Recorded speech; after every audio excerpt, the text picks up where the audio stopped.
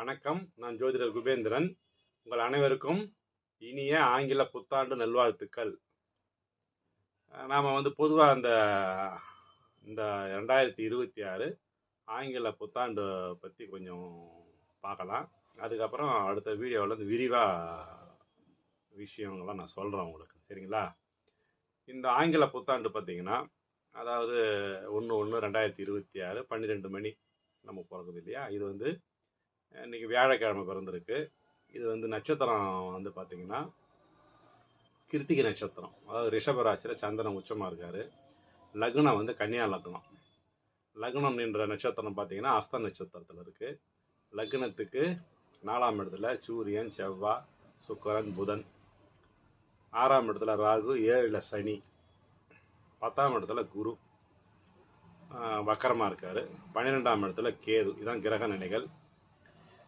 அது பொதுவாக பார்த்திங்கன்னா இந்த கன்னியா லக்னத்துக்கு 5, 6 கூடியவர் தான் சனி. அவர் 7ஆம் இடத்துல போயிட்டு அவயோகியாக இருந்து லக்னத்தை பார்க்குறார். 2வது 10ஆம் இடத்துல குரு வேறு வக்கரம், சுபகிரகம் இல்லையா? அவர் வக்கரமாக இருக்கார். 4ஆம் இடத்துலையும் 4 கிரக சேர்க்கை இருக்குங்க.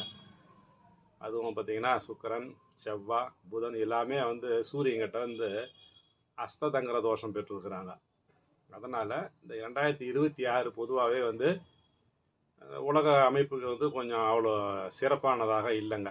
இது கொஞ்சம் வருத்தத்துக்குரியது தான்.